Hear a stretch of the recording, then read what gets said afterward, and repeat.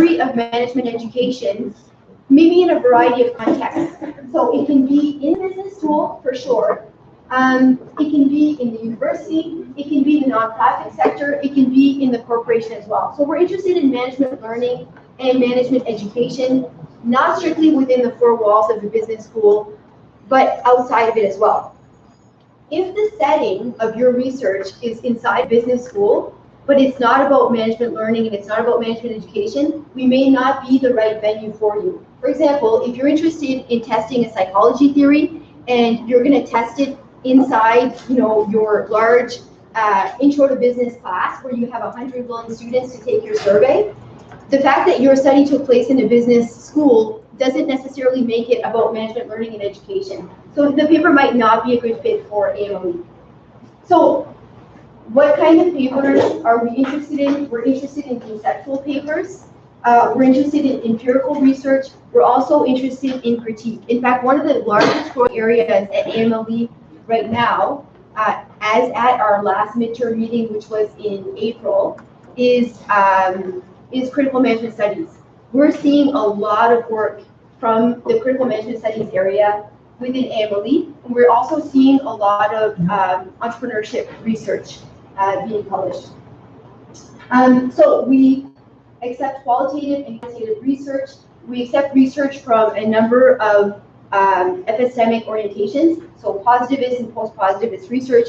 In fact, the Best Paper Award in 2017 went to two scholars who are actually more critical in orientation. So your epistemological orientation doesn't necessarily have a bearing towards getting accepted or rejected from AMLE. Really, what we are about is exploring business education. Doesn't matter where it happens, but it's about learning and education, specifically business education and specifically management education. Does that make sense? Good? Okay. So this clarifies a lot of things because you wouldn't believe it, but at AMLE, we have a process of submission. And I was talking to our editor-in-chief, Will Foster, and he said that anywhere between 30 and 50% of manuscripts get rejected. And I was like, why? Because we have so many submissions? He said, no, because they don't fit the journal. Like, they are not about this at all. So if you're not writing about this, AMLE might not be your venue. So it's actually really important to understand the scope of the journal. Where are we in the rankings? I think this matters for you. We are ranked 4 in the ABS rankings, and we're an A+ in the Australian Business Deans Council in ABDC. So our impact factor is 2.866. That was as of 2018, and our 5-year impact factor is 4.235. So these are pretty decent ratings. If you look at AMLE in the niche of like the other management learning journals, and you look at its standing in that category, and then you compare it to the rankings of other journals in general organization studies, we're comparable to org studies and human relations within our area. So definitely decent ratings. I want to introduce you to the team because, and this isn't necessarily something that we do always when we give information sessions, but I want to introduce you to the team because it's important to understand that AMLE is a journal, but it's actually a group of people. So a group of people work at AMLE as an editor-in-chief, as a managing editor, and as associate editors. And if you understand what their function is, and if you understand their interpretation of the mandate of the journal within their set time period, it actually, I think, helps you in navigating the journal. So it's a group of people, and this group of people, this team has we have a 2-year mandate with a 6-month lead-in and a 6-month trail off at the end. So there's an overlap with the AMLE teams of 6 months. Right now, we are in the middle. This team is in the middle of their term, okay? Which is a great time to submit to a journal, I think, because the AEs are now comfortable and they're starting to accept papers and so on. So this is a good time to submit, I think, to AMLE. So meet the team. Bill Foster is at the University of Alberta Augustana campus. He is our editor-in-chief. And Stacey Victor, she's in New York, she is our managing editor. And then we have a number of associate editors. At AMLE, quite interestingly, it is the associate editor that makes the final decision on manuscript acceptance. This is different than, for example, Management Learning, which is our competitor journal, AMLE. Management Learning, at Management Learning, the two EICs, the two editors-in-chief, actually have the final say on what gets published or not. And at AMLE, it's not the case. It's the AEs that press the accept button. And Bill doesn't approve the paper before it goes out. It's really a decentralized process. So when you go to the Academy of Management, if you're going to Boston this year and you go to the Meet the Editors booth, there's always a long lineup to talk to the EICs, and the associate editors, like these, Trish Horner and Steve, we're just standing there like, so funny that no one wants to talk to us because we're the ones making the decision on the manuscript. So it's good to know that because it helps you navigate who to talk to and how much weight they have in your, in whether you get published. Okay, so meet the team. So Steve Charlier is an associate editor. He is in charge. He is an associate editor of Research and Reviews. Research and Reviews is the section of the journal that probably gets the most submissions. Trish Horner is also an associate editor of Research and Reviews. Steve's subject matter expertise is very much around quants, so he handles a lot of the heavy quantitatively oriented papers. Trish handles a lot of the papers around entrepreneurship. So we do have subject matter expertise, and what happens is Bill will get a paper and he'll look at the keywords. He'll read the paper. He will look at the keywords. Depending on what your keywords are, you will then get handed off to one of the associate editors. Your keywords are so important when you're writing for AMLE, maybe and beyond. There's me. I do research and reviews, and I handle a lot of the critical management studies research. I handle a lot of the history research, and really anything else, anything that doesn't fit anywhere. Dana Greenberg does a lot of entrepreneurship. Thomas Carlson, she does more than entrepreneurship, but Thomas Carlson also does entrepreneurship. You can see how many entrepreneurship submissions we get. Megan Gerhardt, she does book and resource reviews. So if you have an idea of a book that you want to review, you can contact Megan, and I'll give you some help on that later. Russ Vince, he's an associate editor. He's also a co-editor. He's in charge of essays and dialogues, but he also acts as an associate editor. So if you have an idea for an essay or a dialogue, you would send it to Bill, and then Bill would float it down to either Paul Hibbard or Russ Vince. Paul Hibbard is our another associate editor. He's also a co-editor of the journal, and he also handles essays and dialogues. Essays and dialogues are I would say they were a very poorly understood part of the journal. So it got all kinds of submissions that may or may not fit. We've just finished from the editors on how to craft a good essay that has a series of advices for authors. If you're interested in writing an essay, you need to read that FTE because we really spell it out. Russ took the lead on it. He's done a fantastic job. I think he was working with Paul on that FTE, but we all kind of contribute to from the editors. And from the FTEs, for those of you who are not familiar, they're from the editor pieces, and they're usually published like as an editorial in one issue of the journal. Okay. I want to talk a little bit about the process of submission. So you're sitting at your desk, you're writing your paper, hopefully you decided a while ago it's going to AMLE, and so you understand the author guidelines, you understand what AMLE publishes, it's a good fit, you're ready to go. What you do is you go to Manuscript Central, you upload your document. The first person to see your document at AMLE is Stacey Victor. So Stacey's our managing editor. Stacey reads through the document. What she does then is she sends it to our editor-in-chief, which is Bill Foster. Okay? Bill reads the manuscript, and he usually makes the decisions on desk rejects. If your paper gets desk rejected at AMLE, it's usually because it does not fit. Or Bill read it, and Stacey read it, and they couldn't figure out what you were talking about. They couldn't figure out what you were trying to say and whatnot. Oftentimes, some of the papers that are less, polished still make it through the editor's desk, and they go down to the associate editors.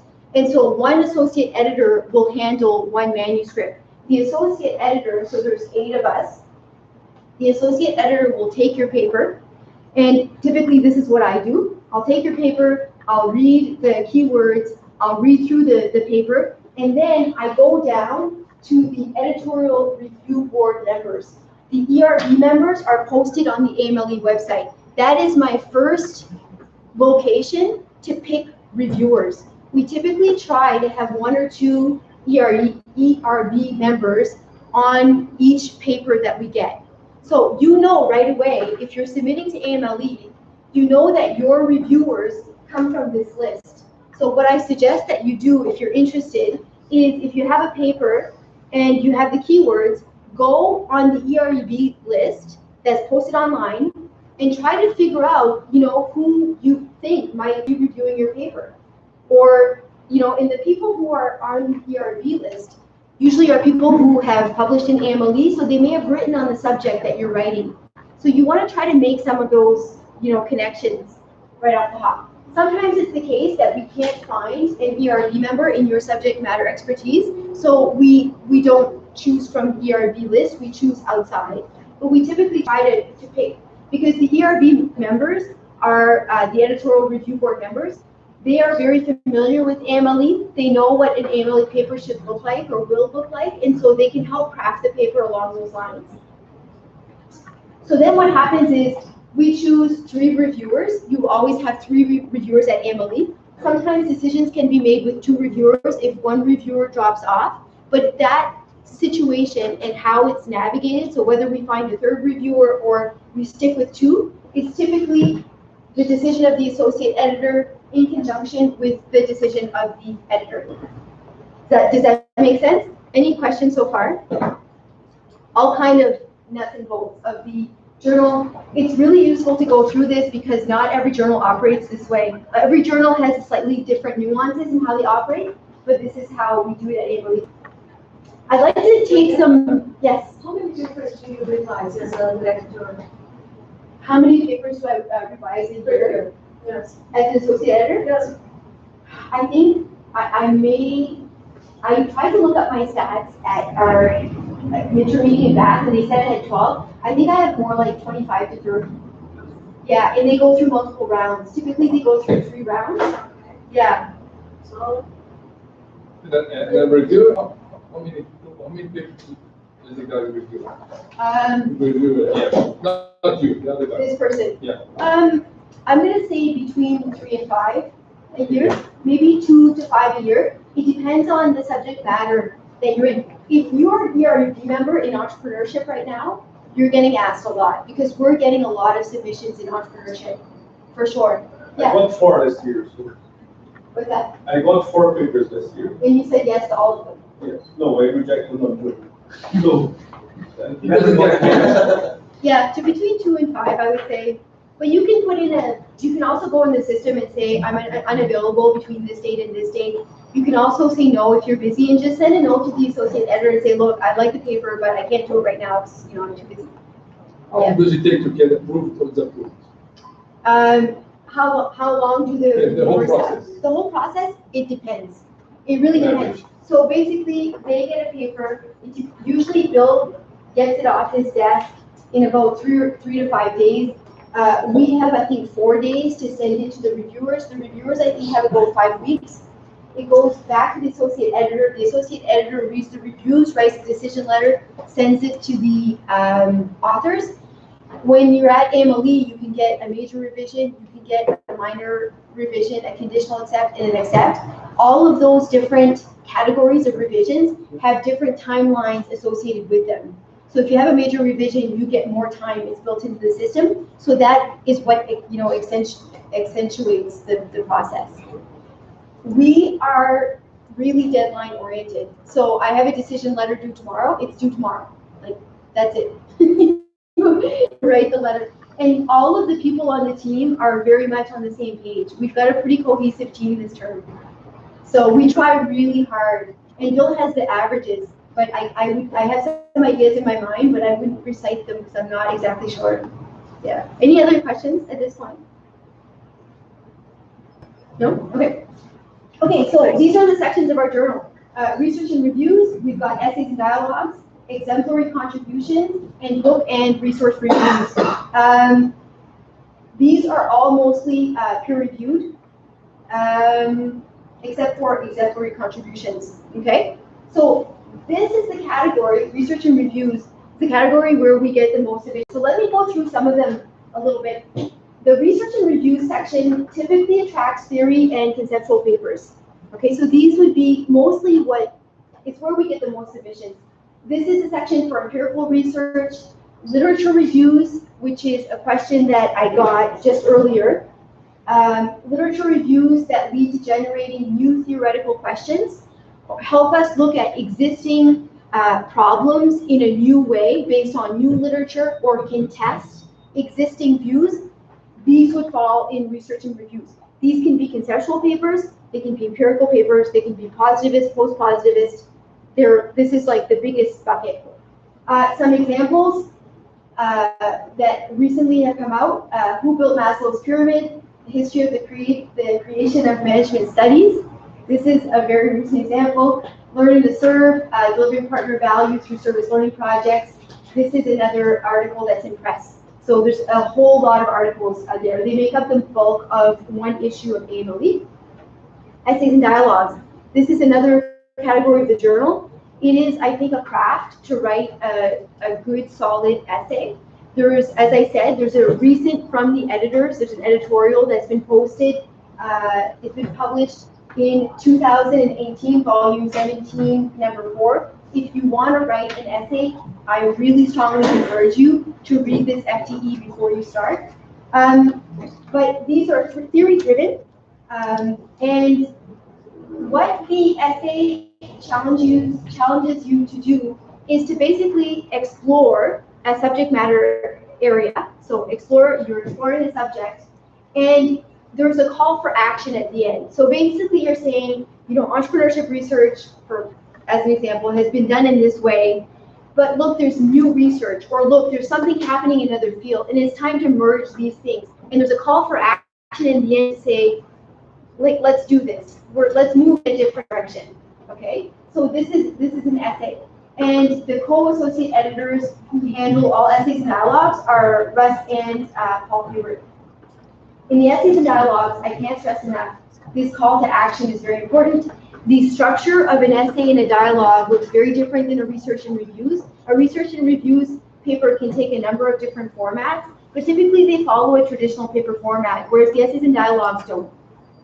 Your exemplary contributions are different. These are invited.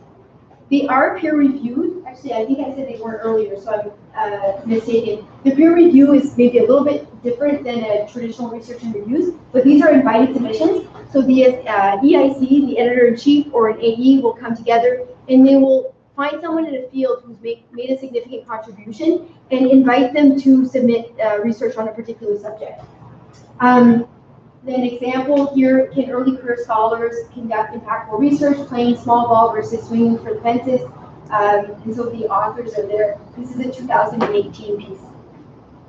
Book and resource reviews. This is an area that the current AMLE team has been working on quite a bit to bulk it up. So here the idea is to produce book reviews. And Megan Gerhardt, who is in charge of of book reviews, is started doing all kinds of cool stuff in this area. She's actually, her in conjunction with Bill, our EIC, they're starting to publish comparative book reviews. So for example, one author will read 2 books that have been recently published on the history of management thought, and then write the virtues and vices of each, and then just compare them.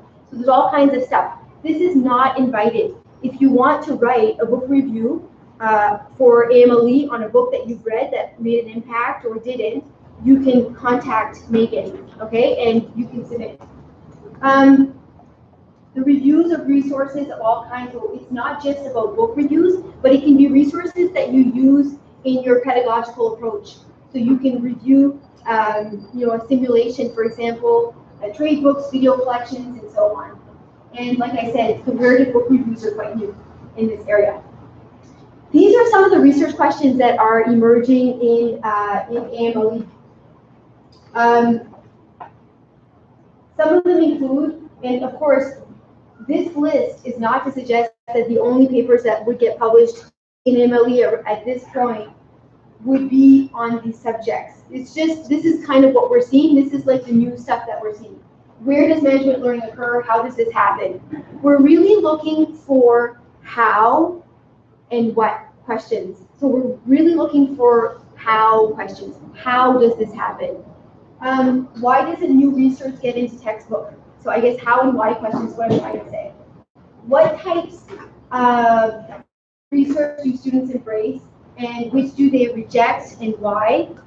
Another question is, how have students viewed gender discrimination in the workplace, and how has that changed? How do accreditation and ratings impact business goals and their constituents? How is faculty research in China affecting the development of a research culture at Chinese universities? One of the things that we're trying to do a lot is broaden the geographical scope of the journal. So this journal is published in the United States. It is an Academy of Management journal, but it doesn't just publish research about the United States that's been undertaken inside the United States. It's intended to publish research on, research that's been undertaken in a whole host of different contexts.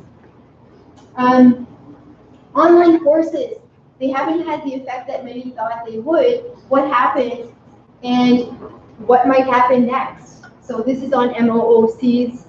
Why take off? Should they take off? What is the pedagogical impact of these MOOCs? What impact does corporate university have on management education? How is business ethics taught? Is there a better way?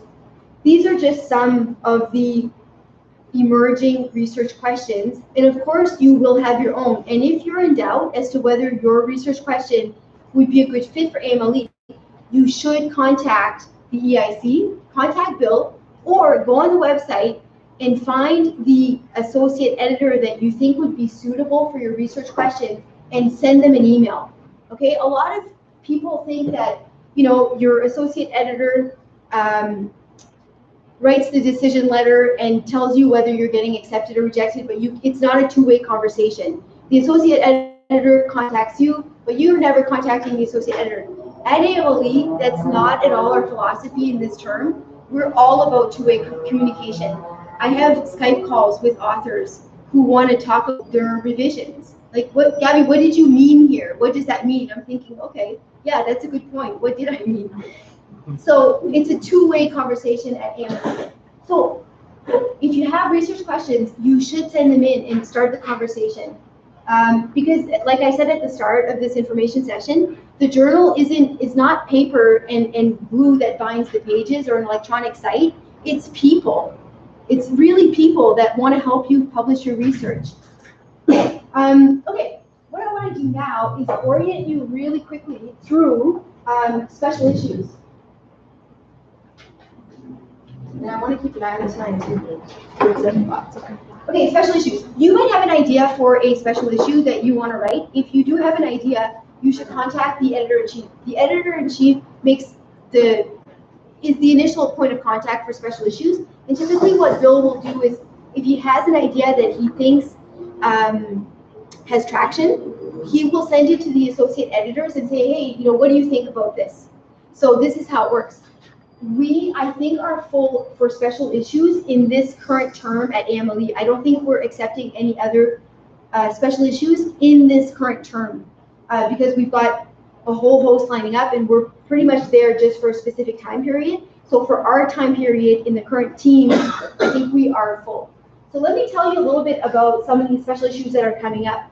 There's so much cool stuff. I mean, of course I'm biased, but upcoming special issue, reason, rationality, and management learning and education, reconceiving and reinvigorating the role of reason in managerial thinking and activity. So this is an exploration of the notion of reason and rationality, and how does it inform how we teach, how we learn, and so on and so forth. The guest editors are listed here, and Russ Vince is the liaison between the AMLE team and the guest co-editors on this special issue. And typically that's a practice that we try to do. We try to have one person from AMLE as a permanent or a standing associate editor sit on the team. The call set for submissions for this is April 1, 2019.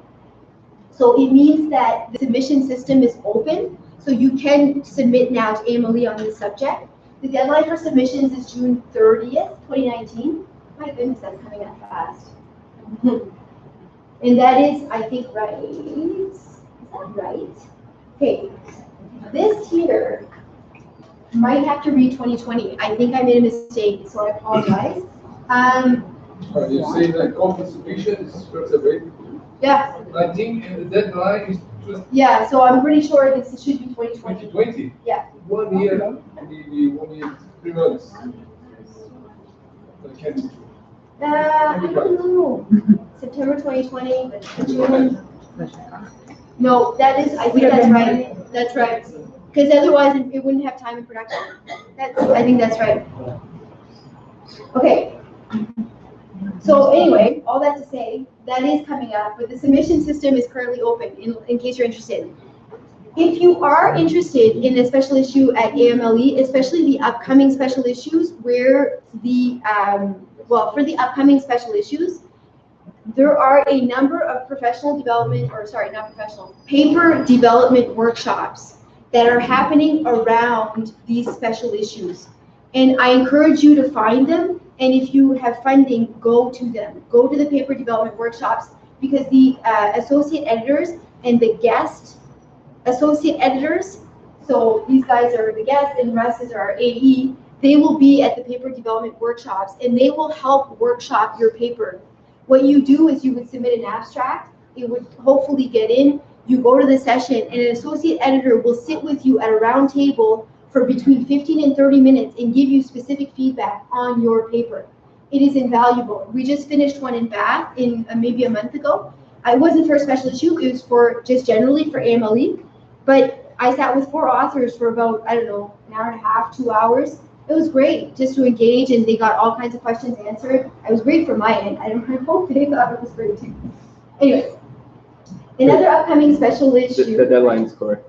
It is correct. Yeah, You checked it? Thank you so much. Okay, so just to say, for this, joining us from away, the deadline for submissions is June 30th, 2019 for this special issue, so that is correct. Next special issue, new histories of business schools and how they may inspire new futures. So again, another special issue, and the special issue guest editors are listed there, and I am the associate editor, the liaison on this special issue. And the call for submissions for this one is January 1, 2020. The deadline for submissions is March 31, 2020, and this is scheduled for publication in June of 2021. So I will be finished my term when this special issue comes out, I'm pretty sure. We are workshopping the special issue right now quite a bit. So we had one information session last September for this special issue. We have a paper development workshop in Milton Keynes at the Critical Management Studies Conference for this special issue. And that paper development workshop, in preparation to prepare papers for this special issue, I think attracted 25 submissions. So people are really coming to the paper development workshop. We will have another paper development workshop on this special issue at the Academy of Management in Boston, and I think it's slotted for this Saturday. You'd have to check the schedule, and it's I think pre-registration is required for that special issue. The way to enroll, or the way to submit a paper to a paper development workshop, to workshop your paper to eventually submit to the special issue, is you go to the Academy of Management Learning Education website, and there's a PDW link. You click on that, and then there's different ways to submit.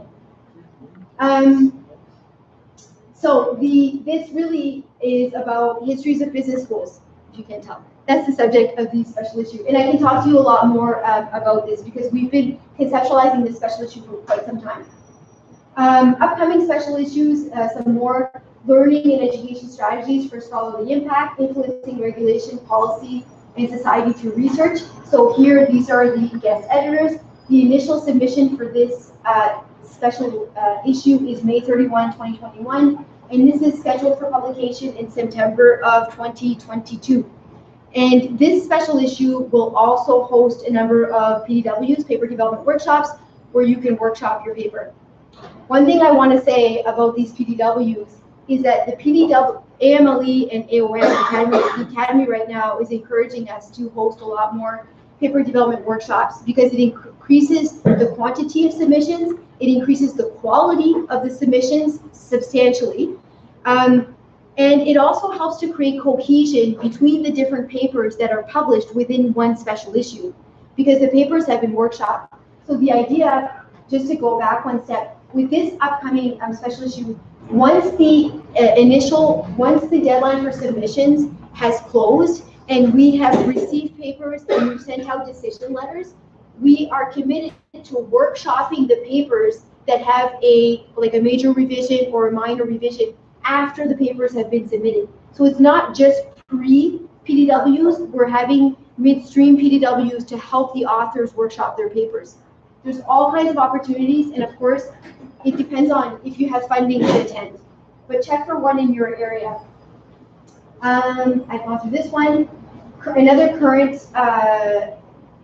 special issue, Rhythms of Academic Life, Frost and Taylor 20 Years On. So the guest editors are listed here, and this is a reflection on a very popular book, Rhythms of Academic Life. And this is scheduled for publication 2019, so the deadline is already closed, and we're already seeing some papers that are listed on the site. So these papers have already been approved. Okay. About authors. So you want to submit your paper to AMLE. This is the part where I give you some advice. Some of it will be interviews with my own experiences as an associate editor. And so some of it is not in the expressed opinion maybe of AMLE, but it's just coming from Gabby. Some of it is in the expressed opinion of AMLE. I start with that caveat. Okay, there's three things I want to talk about here quickly. One, an editorial view of 5 common limitations in academic papers. I want to talk quickly about publishing myths, and then also some possible suggestions for you.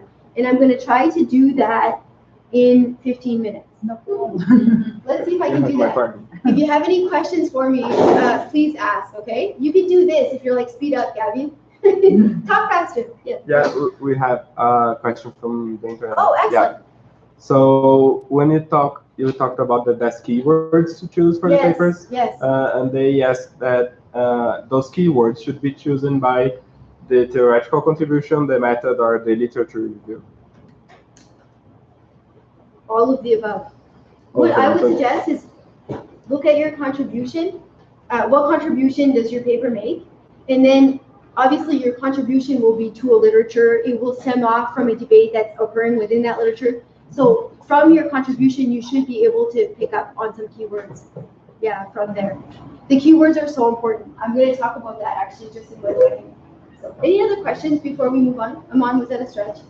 Yeah, I have a question. Yes. I actually saw the evidence that normally help like Europe or Asia or the United States. Is there any plan? How is decided where the PDW will happen? Because for us it's really hard to go far. Yeah. Is there any, like how the state is making it possible to try to get it like something like in South America, so we can actually go? I think all of us would love to come to South America. Yeah. Invite us and we will try to come. Okay. Yeah. Right now, we are, the way the PDWs operate, we are getting invited to certain places, so we go. Sometimes, for example, we just had a PDW in Bath in the UK, and the reason is because one of our associate editors and our co-editor, Russ Vince, works at Bath. He works at that university, and he hosted us for our midterm meeting. So all the AEs get together twice a year, one mid-year and one time at the Academy of Management. And Russ hosted us for the midterm meeting, and we had our PDW there. So sometimes people host us and we go, and sometimes we just go. Like I was in Wuhan in China last year because there was a conference, IACMR, and we had a PDW there. And how many papers are normally submitted to PDWs? There are some PDWs that get 3 submissions, and there are some PDWs that get 65 submissions. At ASAC, which is kind of like ASAC is the Canadian version of Academy of Management. We have a workshop, and there are 122 people signed up for it. It's happening like on next week. When I go back to Canada, I'll go there. Yeah, so it's all over the place. Yeah, Brad. How many papers typically do you get in a special issue? How many what, sorry? How many papers do you typically get in a special issue? How many submissions or how many? No, how many are published? accepted? It's typically around 6. Yeah, and it depends on the length, but we have a pretty our mandate at AMLE is 40 pages for a paper, and we do that because typically authors should be able to say what they want to say in 40 pages, but also because then it allows us to, keep with the guidelines for what one issue should look like how many pages one issue is. So yeah. Any other questions? I'm sorry, how many solutions have? It varies. It can be anywhere between, I'm gonna say 30 and 80. Yeah, but it really varies on the subject, and it also varies on other special issues on that subject that are happening concurrently or just before or just after, because then we would split the submissions with another venue. Any other questions? Are the associate Yes. editors be allowed to send paper to your? Home journal? Yeah.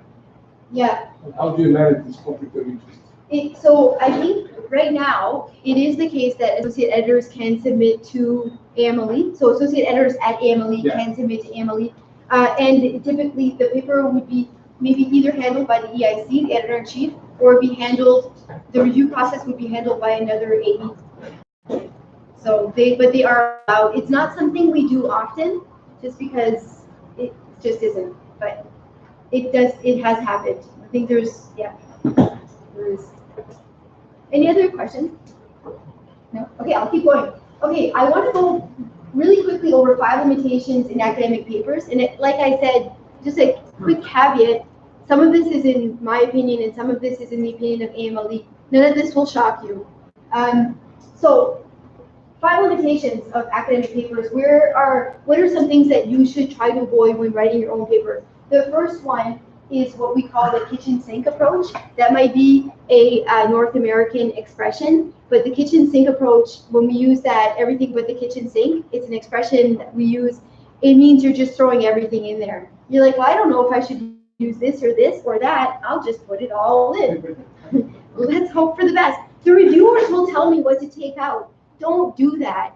The reviewers are there to give you feedback, but if you haven't ironed out your paper before sending it in, if you haven't kind of streamlined it and tried to make it cohesive, sometimes the reviewers don't know what you're trying to say. Like they can't even figure it out for you, so they can't give you advice because they don't know what you haven't pointed in a direction.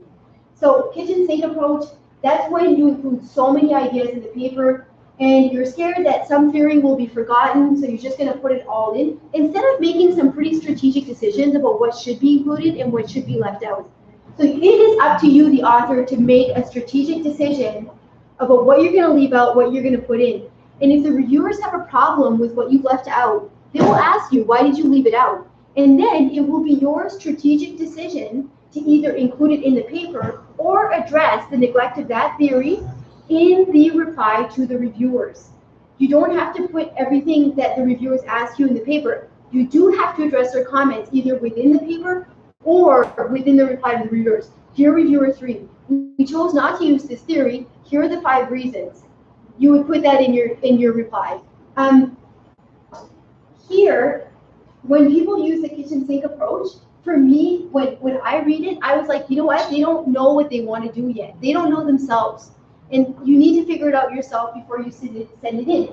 But what happens to the paper is that there's no focus to the paper. So a paper should, you should be able to put your finger on it. But if you just kind of, draw a circle around the issue, it's not enough. It needs to be pretty clear, specific. You need to draw on distinct literatures. You need to draw boundary conditions around your literatures.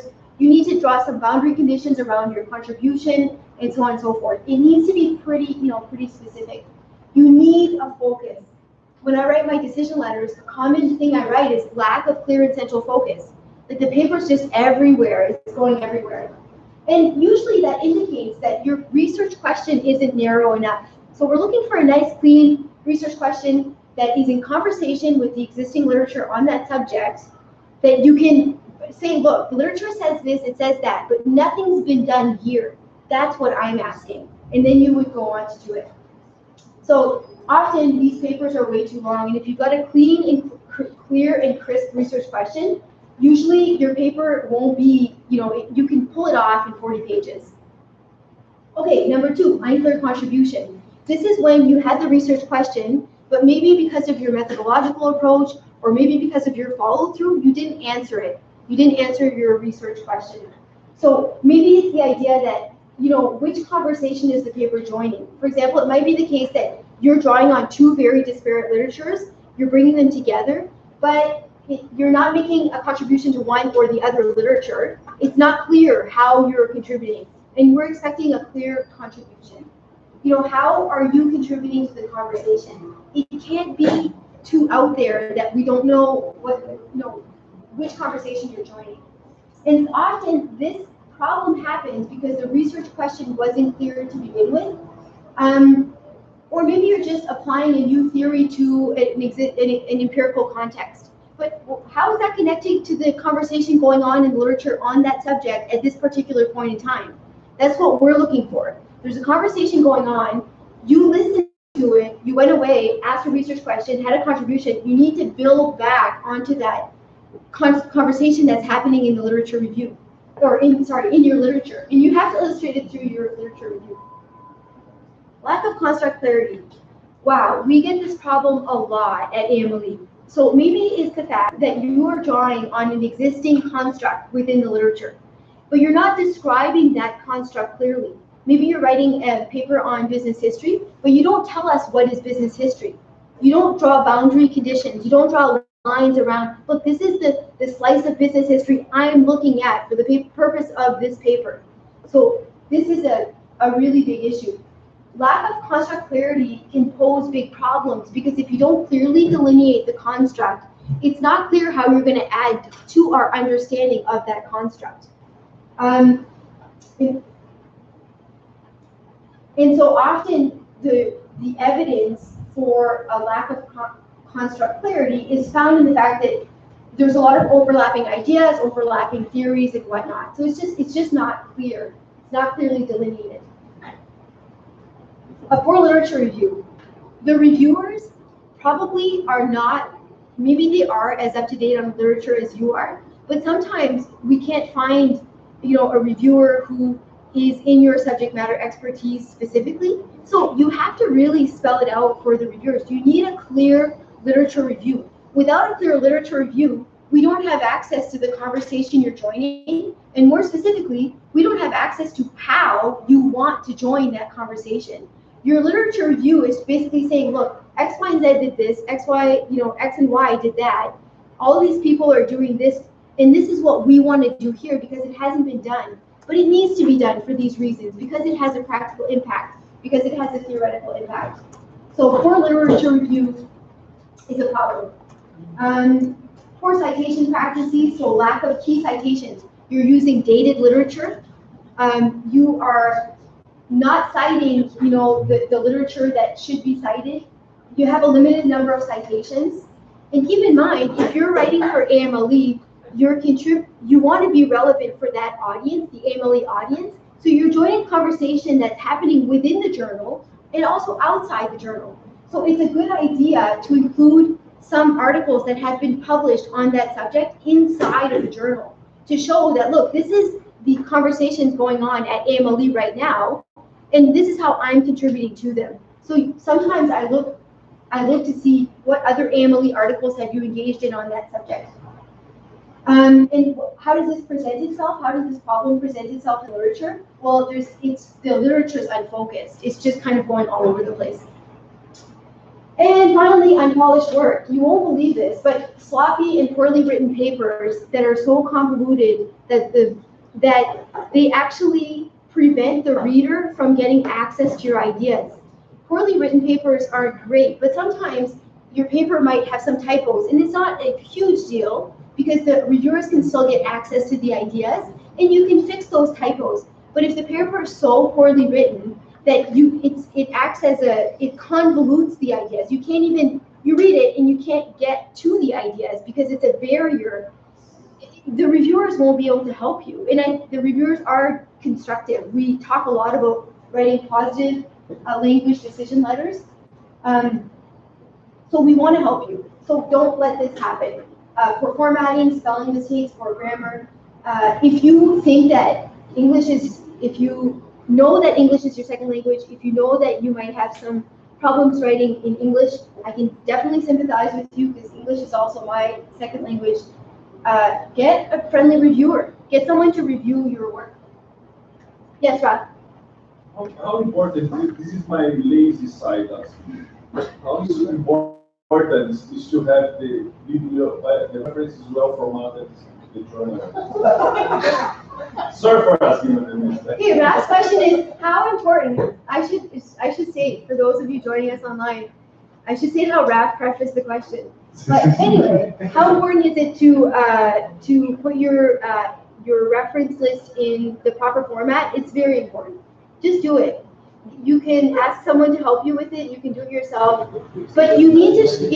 I just think this is my opinion. It's not the express opinion of AMLE, but show up looking like you already belong. Make your paper look like an AMLE publication, and it has a better chance of, getting through the process.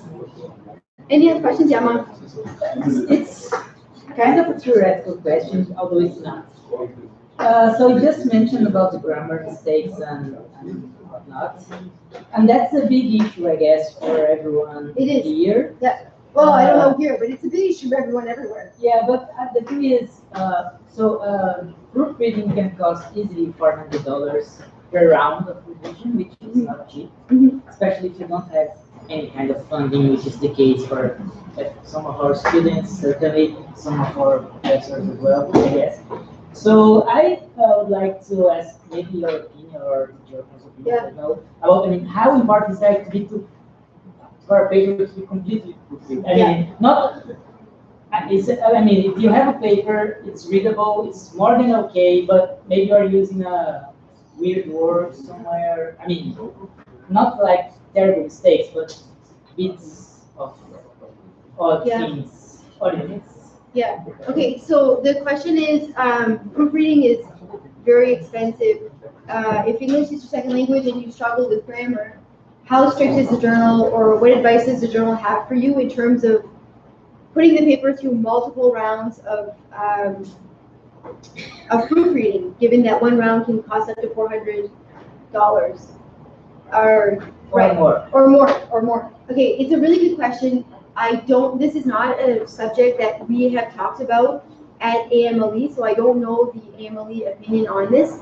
My opinion, honestly, would be to write to the associate editor and tell them, look, I want to, grammar is a concern. I am English second language. I can't pay for a proof this round. What advice do you have for me? I get a lot of papers that are written by English second language people, and some are better than others, but oftentimes the paper is grammatically correct enough that you can read it and get the content. The grammar is really a conduit to getting the content.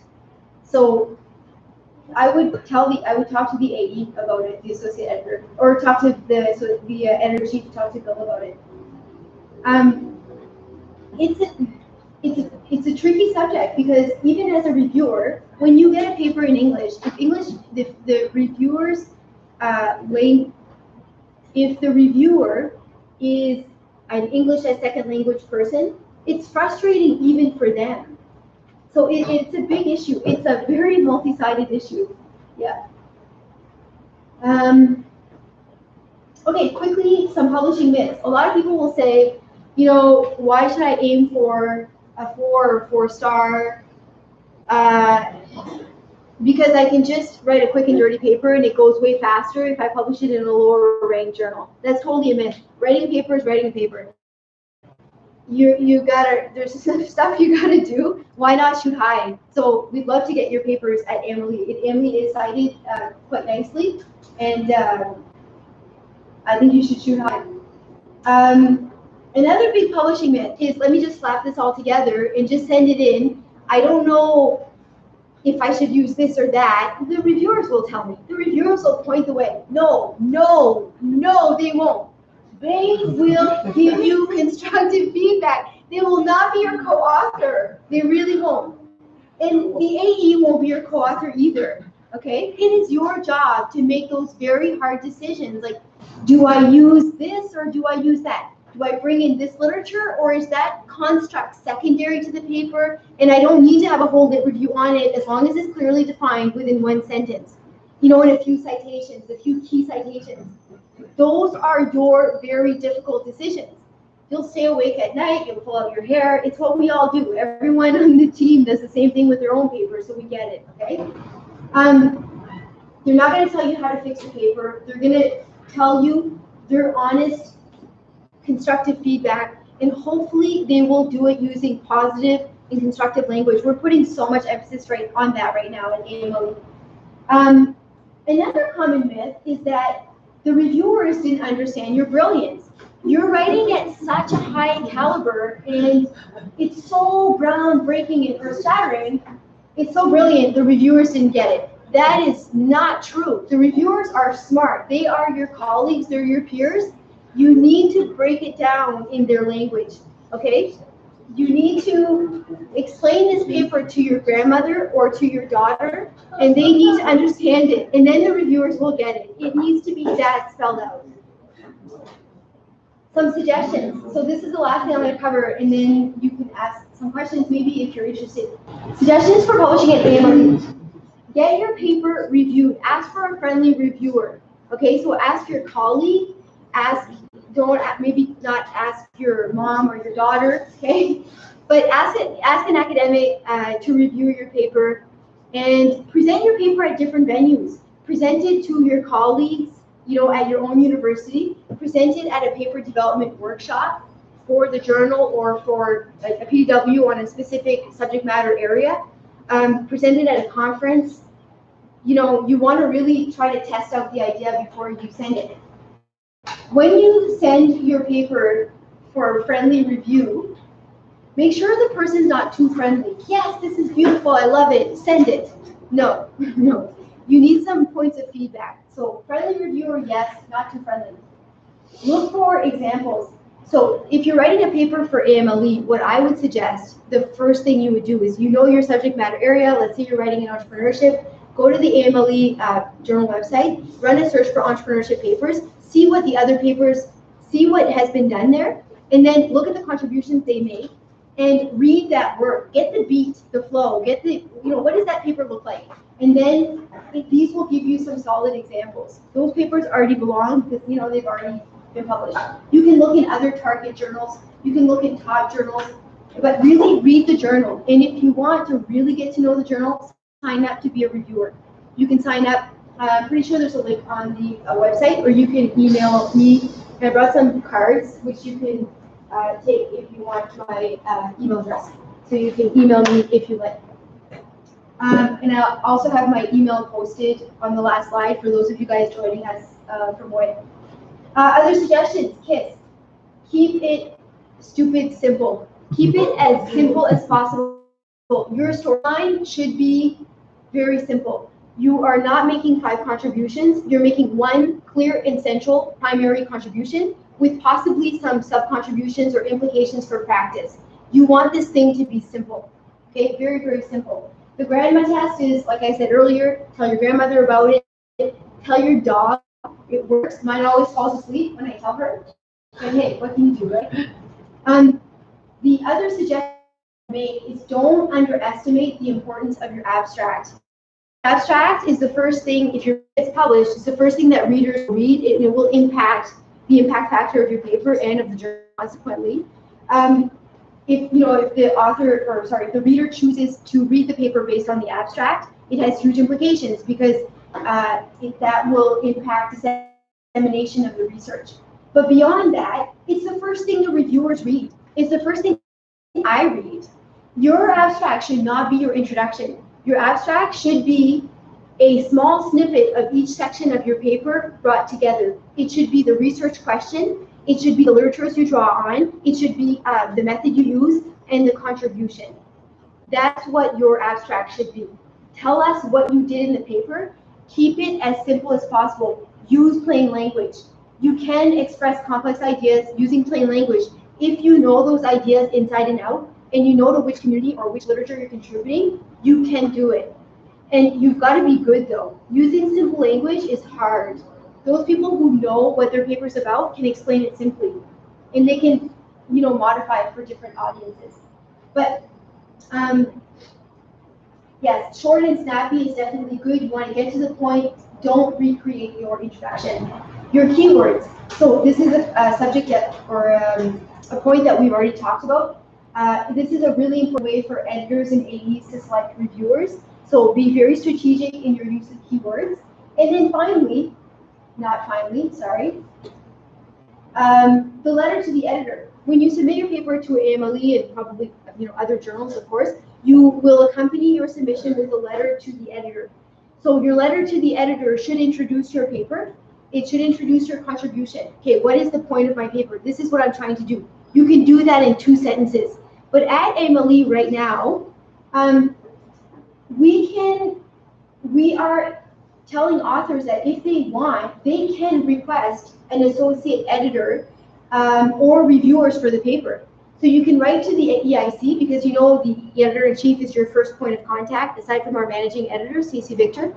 You can write to the EIC and say, dear Professor Foster, I'm writing to submit my paper on this subject. This is a contribution. I think this associate editor would be excellent to handle this paper. These are also some reviewers that I think would be very knowledgeable and would understand the subject. So you can do that in your cover letter. Not all journals encourage that, but Bill does not mind that.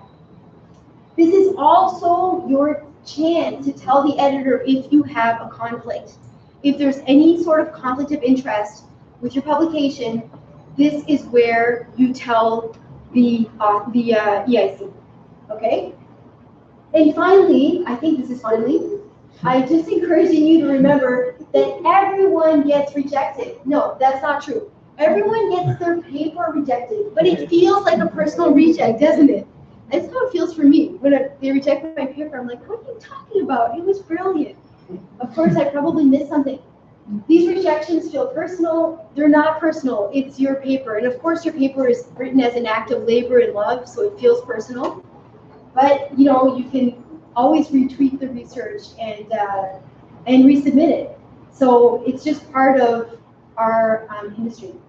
So that is it for the information session. See how long I took? Too long. I'm sorry I talked for so long. I hope it's been helpful, and I would love to hear your questions. My email address is listed there, and I also have some cards if you want to take one away.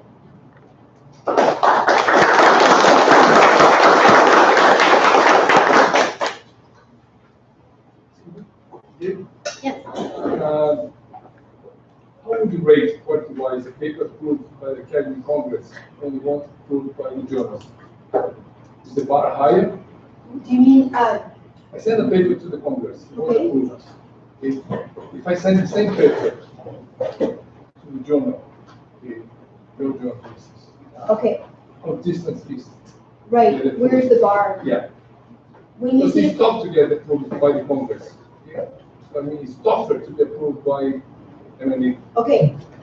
So when you say the Congress, do you mean the Academic Management Conference? Academic. Okay. Yes. Yeah. This one is going to happen in Boston. Of course. Yeah, that's a really good question.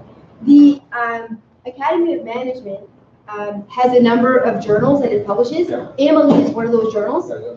And then, so that's one function of AOM. Another function of the Academy of Management is to host the annual conference, and they also have biannual smaller conferences that are not part of the big conference. So it's important to understand the structure of the conference versus the structure of the journals. Each of the AOM journals in the suite of journals is operated by a team with one editor-in-chief and associate editors, okay? They don't operate as standalone journals, but they kind of do. So for example, when a paper gets submitted to AMLE, it goes to Stacey, our managing editor, and it goes to Bill Foster, and then Bill sends it to an associate editor. Our team right now has a certain standard of, of quality research that we are learning as we go, so to speak. AOM has definitely a standard. And so we are navigating within that, within our current team. So the, how difficult is it to get an AMLE right now? I don't know what the acceptance rate is in our current term, but we get close to about 400 submissions a year. And We publish quarterly. There's about six papers per issue. I'm going to say about 25 papers there. If your paper gets in because you get through the reviews and you make a contribution, you get in. Sort of. That sort of is that process. At the conference, the Academy of Management Conference has a number of different, what's the word I'm looking for? Streams? No, not streams. Divisions. Yeah.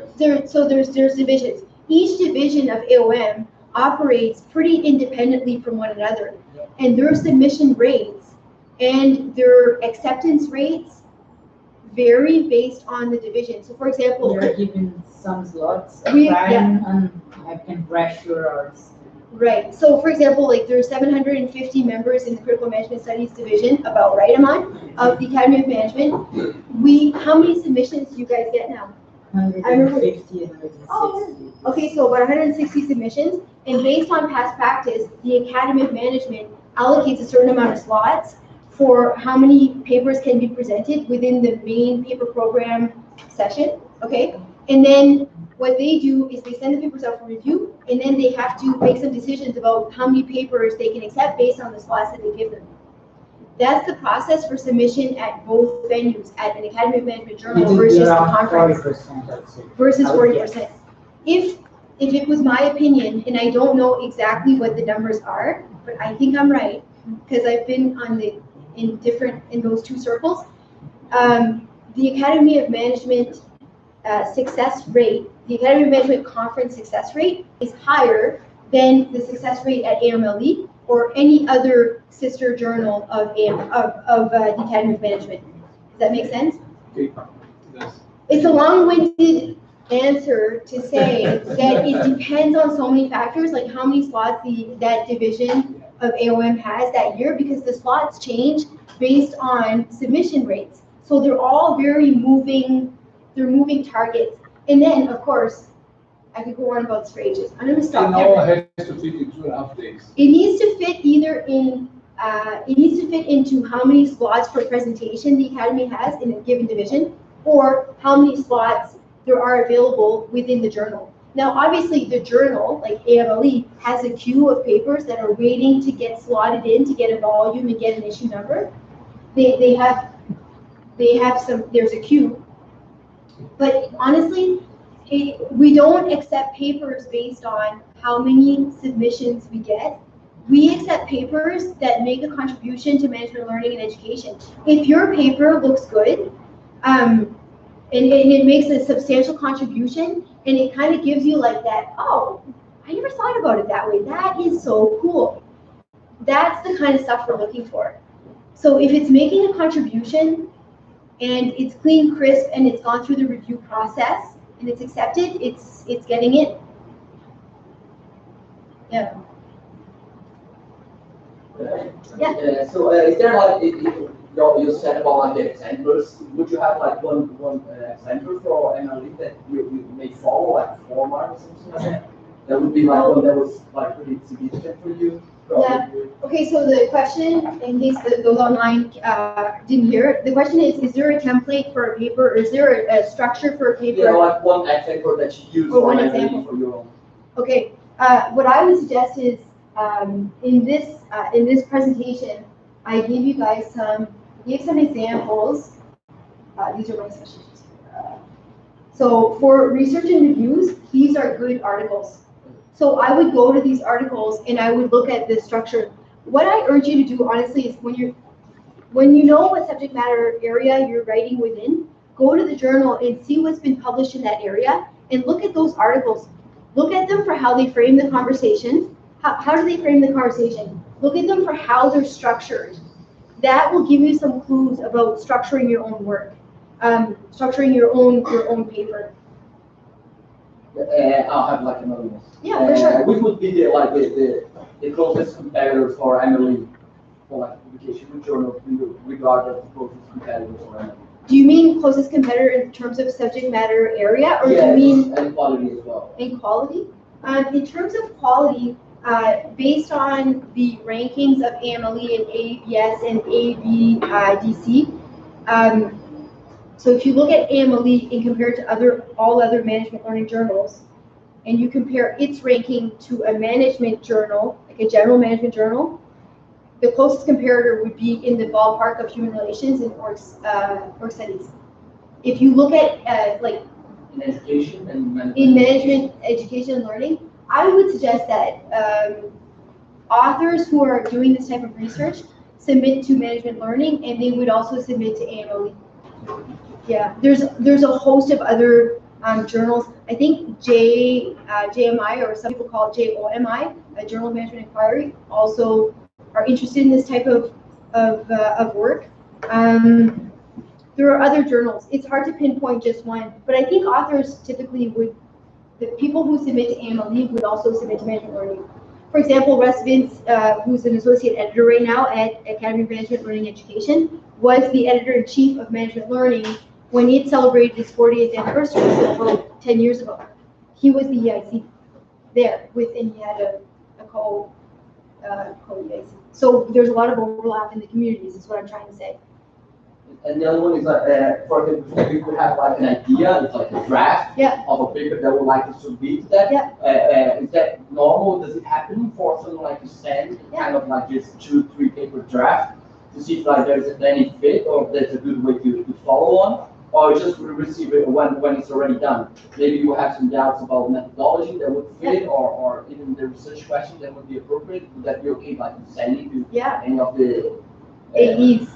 Okay. Yeah, definitely. So the question is, if you've got an idea, you have a 2-page draft, or you've got a paper, is it okay to circulate it to an associate editor to get some insight on whether it's a good fit? And the answer is yes. We encourage two-way dialogue at AMLE. The associate editor should not just be talking to you, you should be talking to them. And they're there to answer your questions, they're there to help you develop your work. So yes, send in your ideas.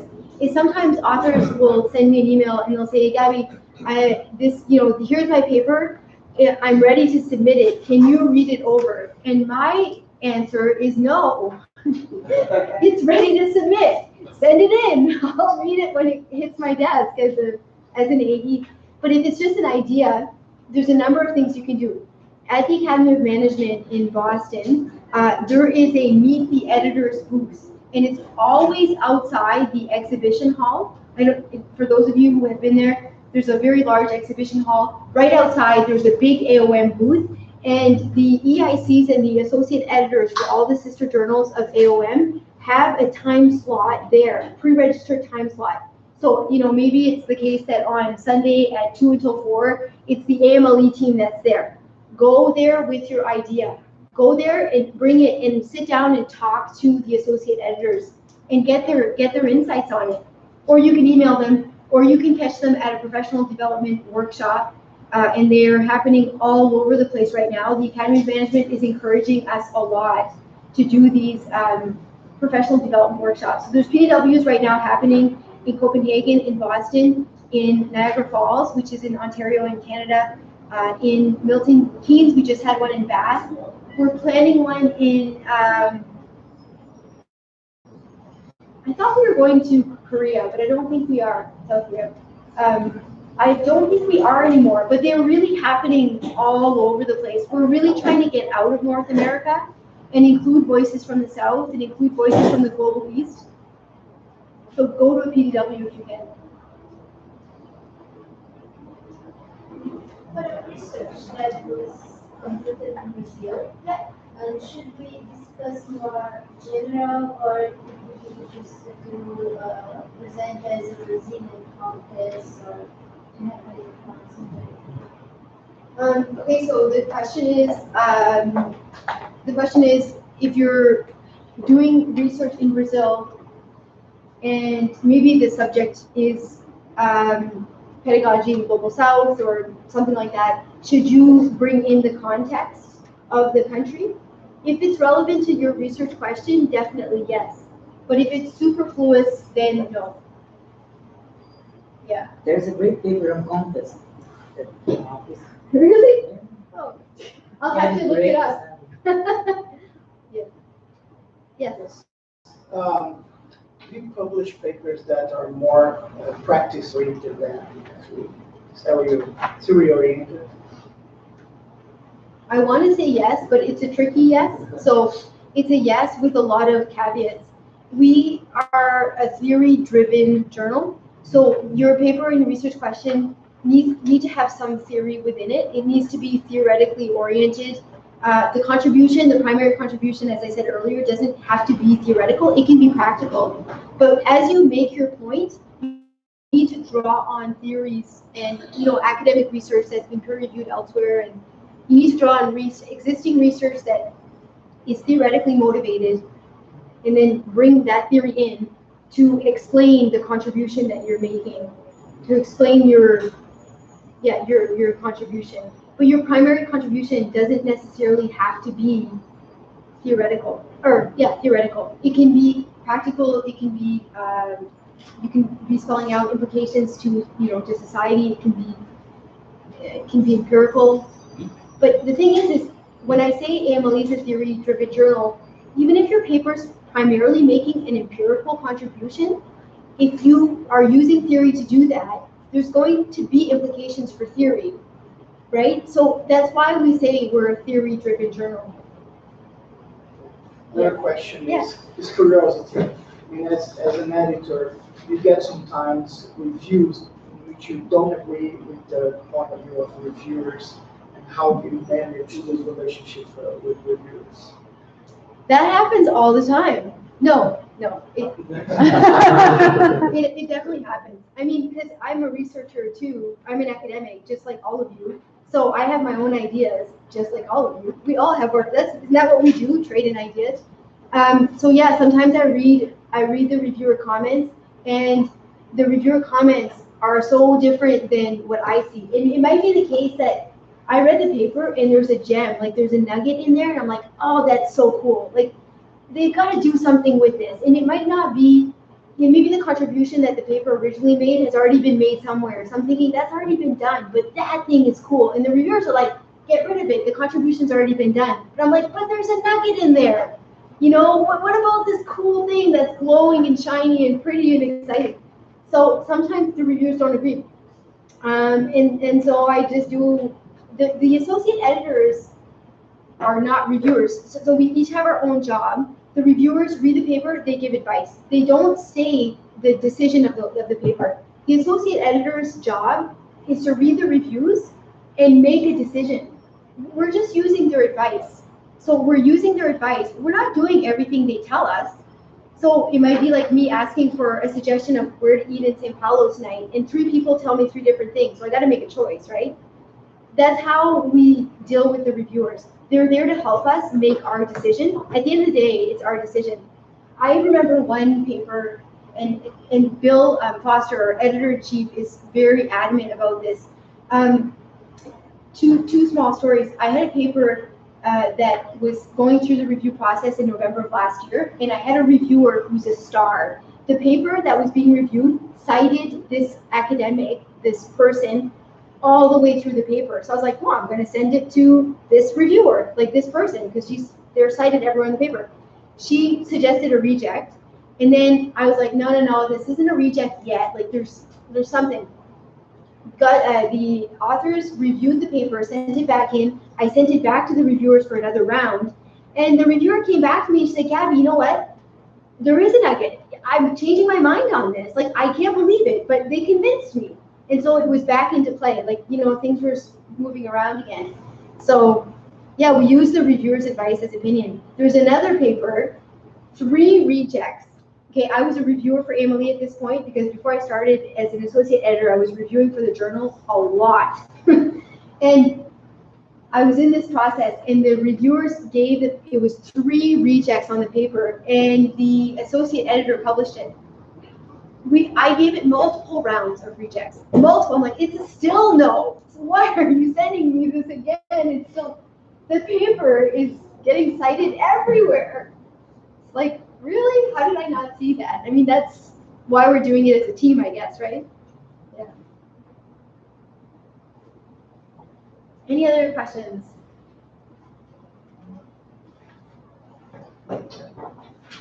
Great. Great. Thank you so much for indulging me. I really do love this journal. It is a beautiful journal. And hopefully you will submit. And if I can be of any assistance to you, I certainly hope that you can call on me. My email address and business cards are here. Thank you very much, Gabi. You're welcome. Really appreciate it.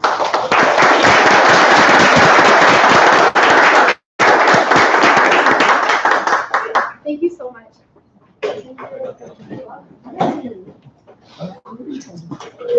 Tá, né?